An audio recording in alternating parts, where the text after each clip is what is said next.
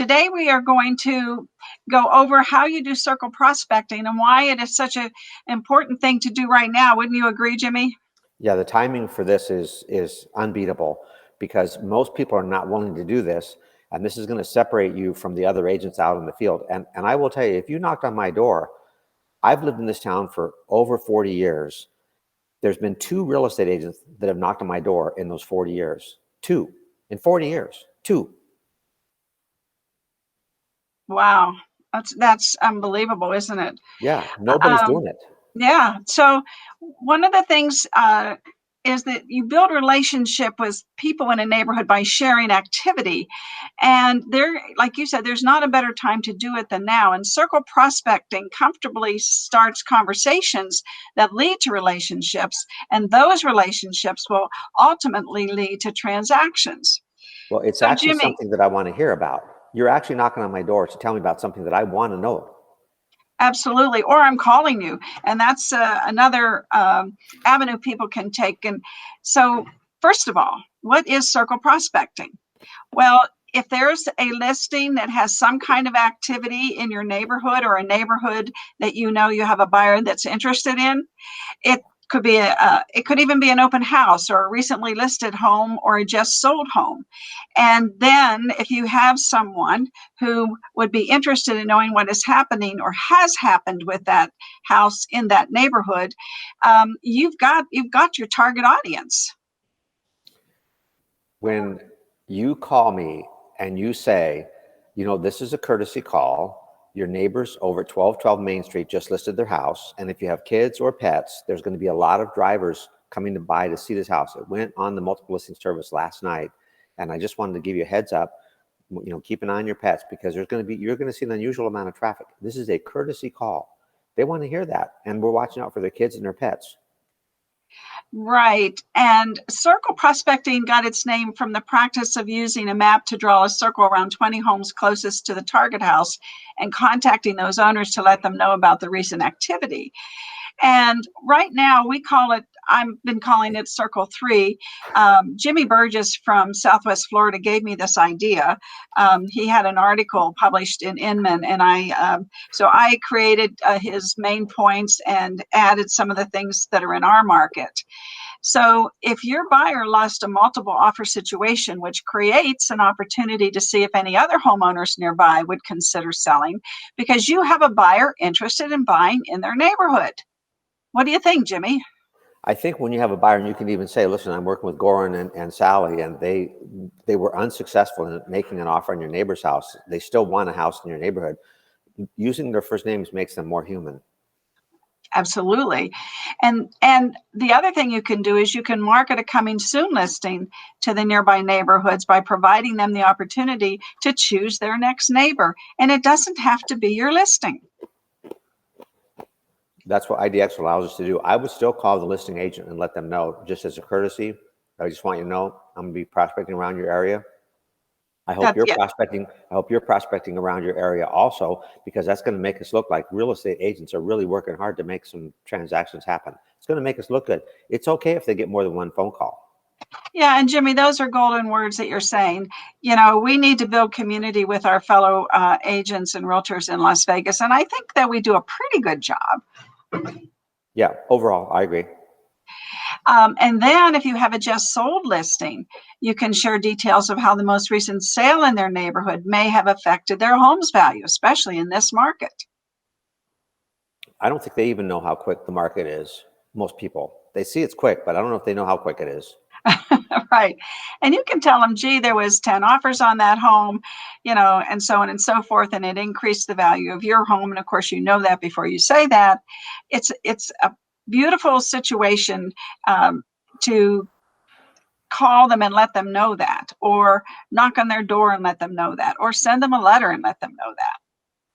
Well, and you don't have the only buyer. When you say, look, there was 10 offers, my buyer lost it, but there's 9 other buyers out there that lost it as well. So Right. We don't just have one buyer for your neighborhood right now. There's a dozen buyers running around looking for your neighborhood right now. My people aren't the only ones that lost. There's 8 others that lost. Only one person could buy the house. Exactly. So here's we're going to do 3 steps, right? We're going to do 3 steps. So the first thing you need to do is you need to find the homeowner's information. And of course, you can use the tax search in the MLS and or a title company. And once you have the owner's name, now you can get their phone number, Jimmy. Mm-hmm. And we have 3 apps here on the screen. One is called Forewarn, which is incredibly accurate. And or you can use Truth Finder or Cole Realty Resource. All of those are probably the top 3 for getting homeowners' phone numbers. If you have come across something else, that's fine. Whatever you can use to get people's phone numbers. And Jimmy, some of the title companies can even get them for you. So that's step 1, finding the homeowner's information. Okay, step number 2. Prepare for the calls you're going to make by gathering data about the neighborhood. And always know and have the following information in front of you when you're making those calls or if you are walking the neighborhood.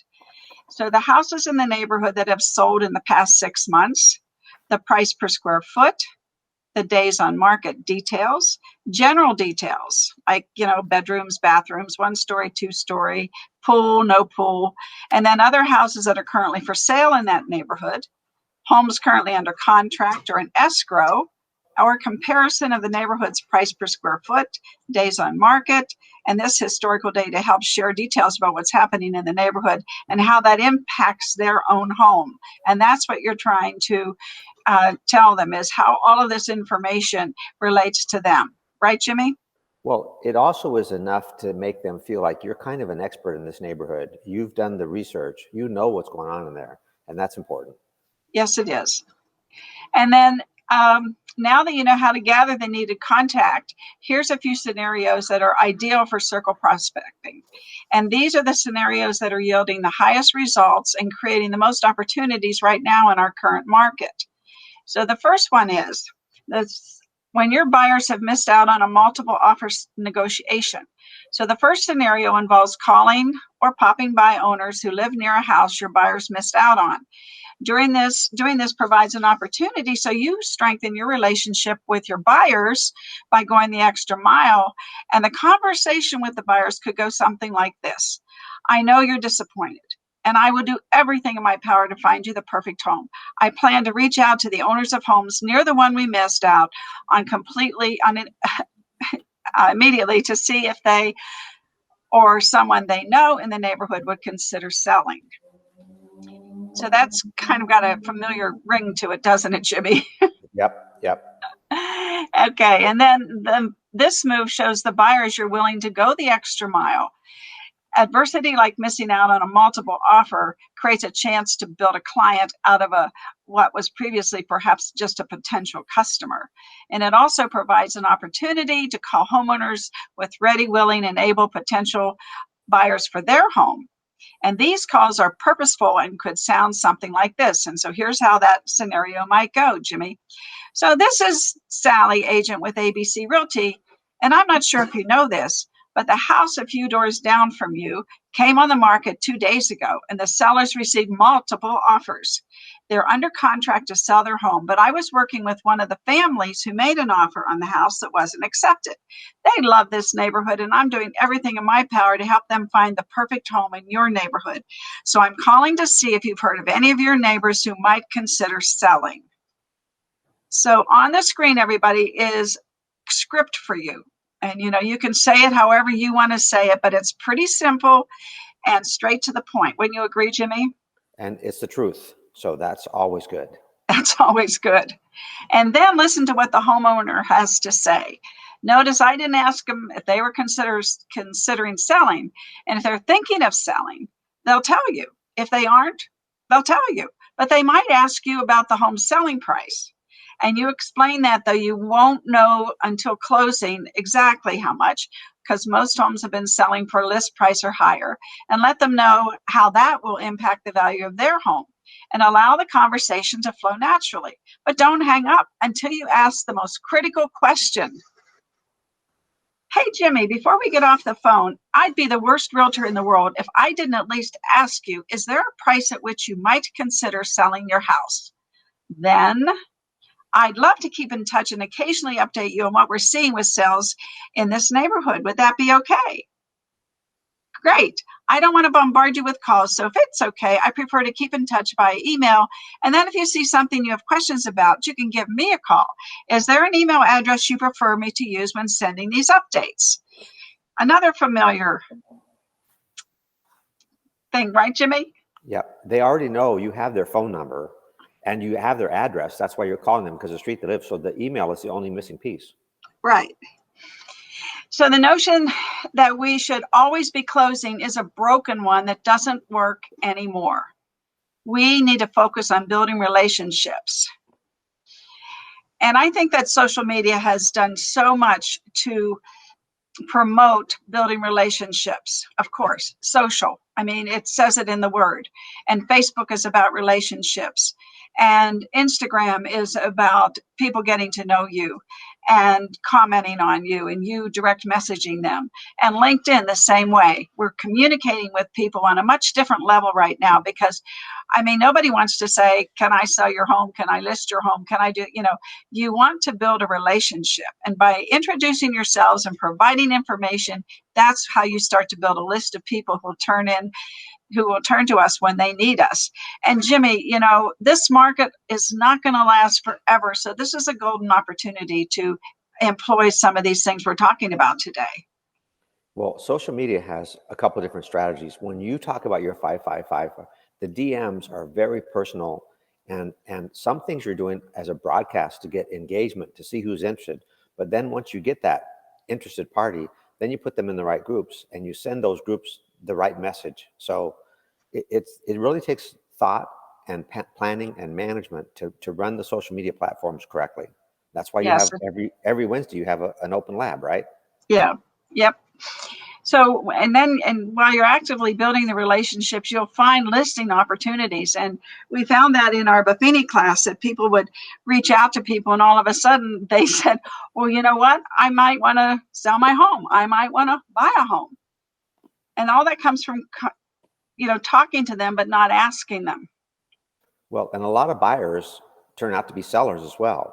I'm looking at this house. I'm interested in this house. Let's see if we can get this house. Oh, if we get it, I'm going to have to sell my house too. So a lot of buyers turn into listings. Right, right. So let's go to scenario 2, Jimmy. This is when you're listing a home. Now, the last one was when your buyer lost out on a home. So now let's say you're listing a home. So you call the owners in the neighborhood right before your listing goes live, and there's nothing wrong with that. And I know John used to say how I made $1 million with holes in my shoes because he'd walk these neighborhoods. Anyway, this is a great way to possibly find buyers for the listing through friends or family members of the current owners in the neighborhood. And it also prompts conversations with homeowners who might be considering selling their homes as well. And here's how that scenario might go. This is Sally, agent with ABC Realty, and we're putting a home in your neighborhood on the market in the next few days. We'd love to let owners in the neighborhood know about these listings so you have the opportunity to choose your neighbors if you have friends or family who might be considering buying in your great neighborhood. And if you know of anyone looking to move into your neighborhood, I'd be glad to share the information about this new listing with them, or I can give you the details and you can pass the information on to them. And that last sentence to me is golden. What do you think? Yeah. I think that means you better be ready with some kind of flyer or something. And if you work the neighborhood, I think you have to make sure your sellers know there's a good chance that there's somebody in this neighborhood that's renting right now, or maybe that's thinking about buying an investment right here where they keep an eye on it. And if I sell it right away, don't get mad at me. Right, exactly. And then that's beautiful, Jimmy. The way you just said is really beautiful because you are managing their expectations. And with the person you're talking to, um, I was looking at this and I was saying, gee, I'd be glad to share the information about this new listing with them, or I can give you the details. I love that. That means that you're just trying to share. You're not trying to get other people's information. Right. That's Good. what I gleaned from that. Yeah. And during this, offers us a chance to add value to the homeowners in the neighborhood and position ourselves as the go-to resource for the area. And it allows us to potentially own both sides of the sale if one of the homeowners knows of a potential buyer. And it also allows us to begin a conversation with other homeowners who might be interested in knowing how this new listing will impact their home's value. And that's a whole nother conversation. Live stream, yeah. So always remember to ask the most critical question. Jimmy, in today's market, we're likely to see a lot of activity and we might get multiple offers, meaning that someone will miss out on the house. I'd be the worst realtor in the world if I didn't at least ask you whether there's a price at which you'd consider selling your house. And then you close the conversation. Jimmy, I'd love to keep in touch and occasionally give you updates on what we're seeing with the sales activity in the neighborhood. Would that be okay? Great. I don't want to bombard you with calls, so if it's okay, I prefer to keep in touch by email. And then if you see something you have questions about, you can give me a call. Is there an email address you prefer me to use when sending these updates?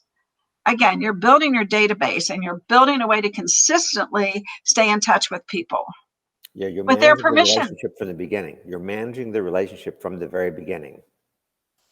And in this market, I keep repeating myself, there's no better time to do this that I've seen. I mean, it's with the low inventory and the multiple offers and the prices rising and the interest rates so low. Have you ever seen a market like this, Jimmy? No, I have not. Okay, here's the last scenario. All right, when a listing sells, so you can circle prospect to add value to the people in the neighborhood, even when the house that sells isn't one of your own listings. And of course, like you said, you should ask the listing agent or tell the listing agent that you're going to do this in the neighborhood. And be careful not to imply that you sold the house, but use the transaction details to inform the homeowners in the neighborhood. And if the house is one that you sold, you'll be able to share proof that you're doing work in the neighborhood. But if you aren't the listing or selling agent, you can still be the information source for owners by reporting the sales details to them. And that's part of, in our Be the CEO of Your Life. A lot of this is some of the things that we teach in that class as well, Jimmy. Yeah. It's managing your business. It's being a business owner. Coca-Cola still advertises. Can you believe it? Amazing, huh? That's a good point. They own a business. They're advertising. So in this scenario, you might say, hey, Jimmy, this is Sally with ABC Realty, and I want to let you know that we recently sold a house in your neighborhood. Or if not your listing or sale, let them know it's a home in their neighborhood that was recently sold. So after getting multiple offers, and the sales price was pretty surprising and it affected your home's value, would you like for me to share more details about this sale? Mm-hmm. Well, Jimmy, of course you would. And then you're going to say, Jimmy, due to multiple offers on that home, several buyers missed out and might be willing to pay a premium for a house in your neighborhood right now. So we're calling to see if you know of any of your neighbors who might consider selling. Again, very soft. Mm-hmm. Very soft approach. And all of this is building your database, which is critical for growing your business. And like I keep saying, this market is not going to last forever. Right. Oh, God bless Kane. That's okay, Kane. So you'll be gathering homeowners information through your circle prospecting. You're going to have systematic communication to your database, which is a foundational strategy for your business growth. And you're putting a plan together to add value in a way that generates business, not only now, but for you in the future. Yeah. So here's just a few things about the consistency. It is king. And whether you decide to email the database once a month, once a week, stay consistent. There should be a combination of market updates, community events, blog posts, or videos about local areas of interest. And these are all brand building emails that will keep you on top when the time comes for them to sell or buy a home. And then you set them up on an automatic update when a home like theirs comes on the market, goes under contract, or is sold in their neighborhood. So my suggestion is to take this to a higher level and do a video. And if you have their phone number, and I would just say, Jimmy, just want you to know that this home down the street came on the market, and I'll keep you updated as it progresses. Nice to see you again, or nice to talk to you again, Jimmy. And it just like 3 to 5 seconds, send them a text, a video text. And that to me is powerful. Yeah, very personal. And then you can do that more often if you want to provide a CMA video. And that strategy done consistently will ensure you that you will always be on top of mind when they get ready to sell. I mean, so we get mail, we get phone calls, we get people knocking at the door, and now we're going to have somebody that says, just letting you know, the house down the street was just sold for $650,000. It had 3,000 square feet. Let me know if you're interested in knowing more details. Talk to you soon, Ruth. You know, that's it. Yep. And they see your face and you're talking directly to them. And so you pick the people in that neighborhood that you've talked to possibly because they have given you permission to communicate with them when you ask them for their email address. They also recognize the fact that you're tech savvy. Here's a question for you, Ruthie. How many video emails have you gotten in the last 30 days? None.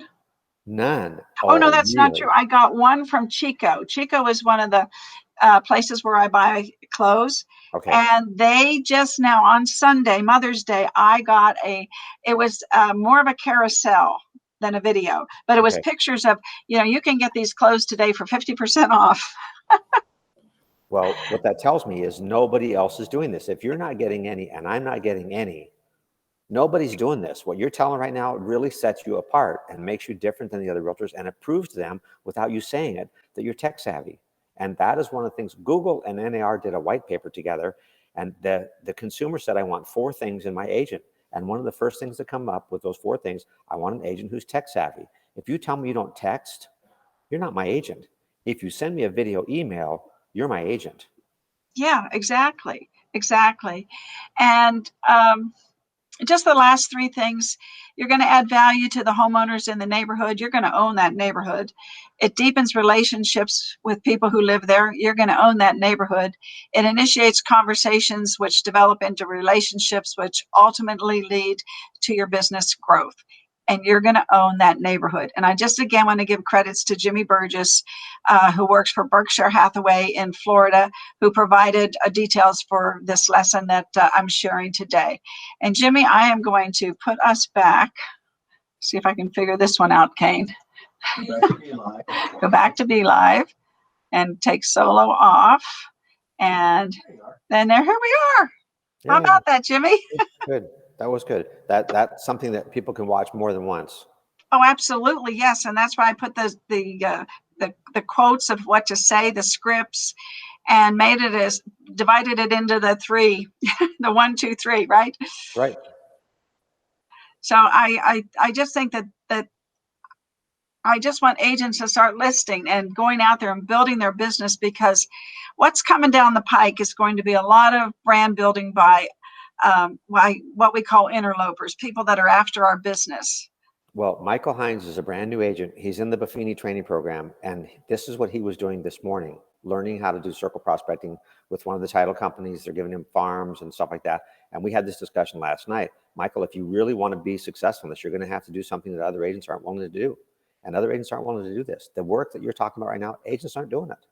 And also my message to Michael is, Michael, you know, the people, well, 10% of the agents are doing 90% of the business, and they are really busy. Mm-hmm. So now is a perfect time. If you're a newer agent, then you can have the time to do these things that they don't have time to do, right, because they're so busy. Right. So, you know, that's just another little tip for him to start doing more of the prospecting. There's not a better time, and people want to know about what's going on in the market. Right. You have a message that I want to hear. If you tell me about my neighbor's house, that's a message I want to hear. Exactly.